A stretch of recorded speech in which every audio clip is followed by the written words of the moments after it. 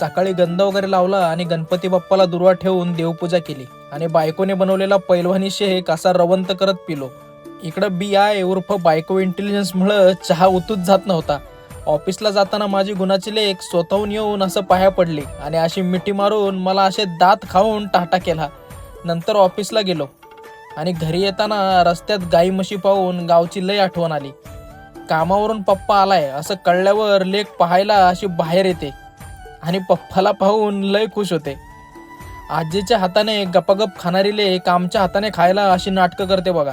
नंतर जिमला जाऊन आज असा लेग्सचा वर्कआउट केला आणि लेकीला कॅडबरी आणल्यामुळे तिने असा छान छान कॅडबरी ठुमका डान्स करून दाखवला. नंतर असं जेवण करून खरकटं पुसून काढलं आणि पंखा साफ करत होतो तर लेक म्हणाली,